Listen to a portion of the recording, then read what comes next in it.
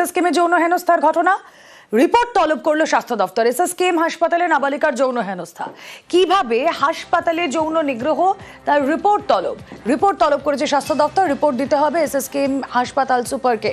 কথা বলবো, অভিজিৎ চন্দ্র রয়েছেন সঙ্গে। অভিজিৎ। রুমেলা, গতকাল এসএসকেএম হাসপাতালের যে ঘটনা প্রকাশ্যে এসেছে তাতে স্বাস্থ্য দপ্তর যথেষ্ট কড়া পদক্ষেপ গ্রহণ করছে এবং স্বাস্থ্য দপ্তরের তরফ থেকে গোটা ঘটনার বিস্তারিত রিপোর্ট জানতে চাওয়া হয়েছে।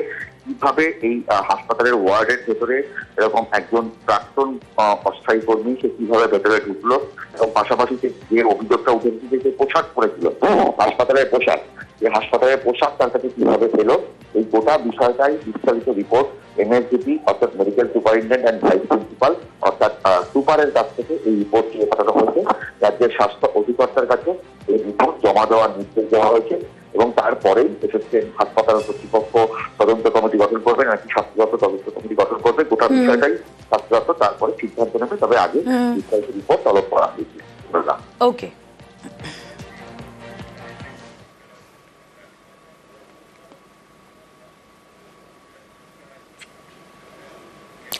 বিরোধী দলনেতা উপমুখ্যমন্ত্রী এবার টার্গেট বিহারের মুখ্যমন্ত্রীর কুর্সি।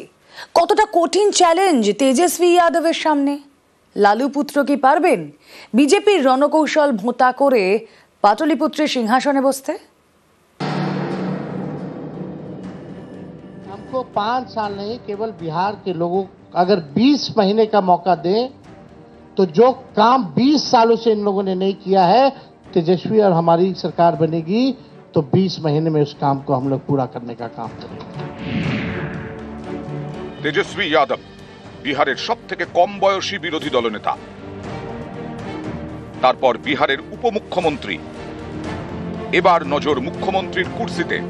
বৃহস্পতিবার মহাজোটের মুখ হিসেবে তেজস্বীর নামে সিলমোহর পড়তেই জট কাটল বিরোধী শিবিরে। বিহারবাসীকে নতুন বিহারের স্বপ্ন দেখালেন আরজেডি নেতা।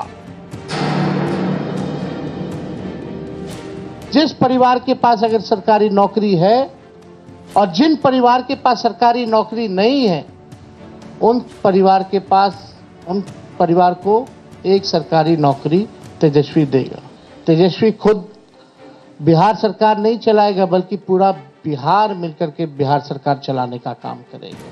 तेजस्वी सीएम बनेगा, साथ में सभी बिहार के लोग सीएम बनेंगे, यानी चेंज मेकर बनेंगे। इस सरकार को उखाड़ के फेंकने का काम। हर जात, हर धर्म के लोगों को, हर वर्ग के लोगों को हम साथ लेकर के चलना चाहते हैं। एक नया बिहार बनाना चाहते हैं। हम लोगों के पास विजन है, रीजन है और अनडाइंग पैशन है बिहार को आगे बढ़ाने के लिए। 20 साल राज करने के बाद भी राज्य में 11 साल केंद्र में मोदी जी प्रधानमंत्री रहते हुए भी सबसे अगर कोई गरीब राज्य है तो बिहार है। सबसे ज्यादा अगर बेरोजगारी है तो बिहार है। और यहां अपराध चरम सीमा पर है। 70,000 से भी ज्यादा हत्याएं 20 साल में हो गई, ना सुनवाई है ना कार्रवाई होती। किसी भी व्यक्ति ने अपना agenda, road map, vision, blueprint अगले 5 साल के लिए नहीं रखा। तेजस्वी ने जो कहा उसका इन लोगों ने नकल किया। इन लोगों के पास कोई विजन नहीं। ये लोग किसी भी कीमत पे केवल सत्ता और कुर्सी पर बैठना चाहते हैं। তেজস্বীর লড়াই এবার কঠিন, কারণ অনেক আগে থেকেই ঘর গুছিয়ে ময়দানে নেমেছে এনডিএ। মহিলাদের মন জিততে একের পর এক ঘোষণা করছেন নীতিশ কুমার। অন্যদিকে ভোটের বিহারের জন্য কার্যত কল্পতরু মোদী সরকার।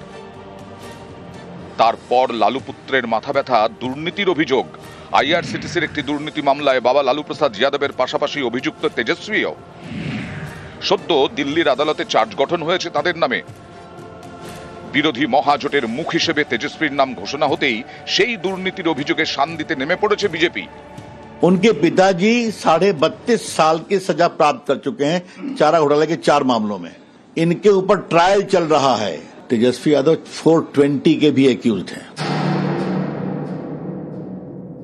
बीजेपी की ए टीम, बी टीम, तरह तरह का अलग अलग संस्था, ईडी, सीबीआई, इनकम टैक्स, पूरा मशीनरी उनका लगा हुआ है। और हम महागठबंधन के रहते हुए किसी माई के लाल में दम नहीं जो हमारे देश के संविधान को खत्म कर सके।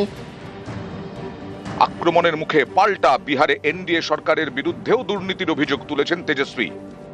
लगातार घोटाले पे घोटाला हो रहा है। चूहा बांध काट दे रहा है तो बांध गिर जा रहा है, पुल गिरा देता है। हम अपने बिहार के लोगों से कहना चाहते हैं, करप्शन से तेजस्वी कभी भी कॉम्प्रोमाइज नहीं करेगा। 2022-এ জেডিইউ তখন বিজেপির হাত ছেড়ে আরজেডির সঙ্গে। সরকারে নীতিশ কুমারের ডেপুটি ছিলেন তেজস্বী যাদব। রাজনৈতিক মহলে তাদের চাচা ভাতিজা বলে ডাকা হতো। এবার সেই নীতিশের কুর্সি তেজস্বীর টার্গেট। নিউজ 18 বাংলা। তেজস্বীকে মহাজোটের মুখ ঘোষণার দিনই খড়গহস্ত প্রধানমন্ত্রী। মহাজোট নয়, দুর্নীতিগ্রস্তদের ঘোঁট বলে কটাক্ষ। অতীতের জঙ্গলরাজ 100 বছরেও ভুলবে না বিহার। যুব সংবাদ শিবিরে অডিও বার্তায় তো প্রধানমন্ত্রীর। जो लोग अपने आप को गठबंधन कहते हैं, बिहार की जनता जिनको लठबंधन कहती है, वो सिर्फ लड़ चलाना जानते हैं, झगड़ा करना जानते हैं और झगड़ते रहते हैं। देखा आपने, लठबंधन वालों के लिए अपना स्वार्थ ही सबसे बड़ा है। इन्हें बिहार के युवाओं की चिंता नहीं है। आप देखिए, दशकों तक देश और बिहार के नौजवान नक्सलवाद, माओवादी आतंक से पीड़ित रहे। उसमें से बिहार को बाहर लाने में बड़ी मेहनत पड़ रही है, लेकिन हम लोग कर रहे हैं। हमने 2014 के बाद से बहुत मेहनत की है। आज बिहार में हम नक्सलवाद, माओवादी, आतंकवाद को समाप्त करने की तरफ बहुत तेजी से बढ़ रहे हैं। बिहार के नौजवानों के भविष्य को सुरक्षित करना हमारा कर्तव्य है।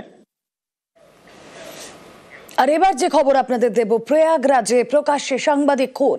হোটেলের সামনে সাংবাদিককে এলোপাথারি কোপ। হাসপাতালে রক্তাক্ত লক্ষ্মী নারায়ণ সিং। তার মৃত্যু হয় সাংবাদিক খুনে। যোগী রাজ্যের নিরাপত্তা নিয়ে প্রশ্ন বিরোধীদের।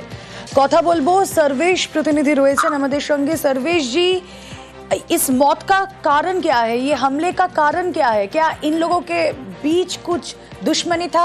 ये विशाल जो मेन अक्यूज्ड है, ये भी है कौन?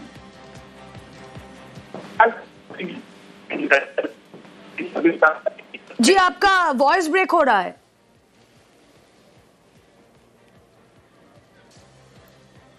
না, যোগাযোগ বিচ্ছিন্ন হয়ে গিয়েছে। আরো একবার আপনাদের জানিয়ে রাখি, প্রয়াগরাজে প্রকাশ্যে সাংবাদিক খুন। হোটেলের সামনে সাংবাদিককে এলোপাথারি কোপ। হাসপাতালে রক্তাক্ত লক্ষ্মী নারায়ণ সিং এর মৃত্যু। সাংবাদিক খুনে যোগী রাজ্যের নিরাপত্তা নিয়ে ফের একবার প্রশ্ন বিরোধীদের। কথা বলবো, प्रतिनिधि सर्वेश রয়েছেন আমাদের সঙ্গে। हाँ सर्वेश जी, जैसा आप बोल रहे थे। देखिए, मैं आपको बता दूं कि गुरुवार को देर शाम सिविल लाइन्स के पॉश इलाके में हज होटल के पास ये घटना हुई है करीब 10 बजे, जबकि विशाल नाम के आरोपी ने अपने कुछ साथियों के साथ चाकुओं से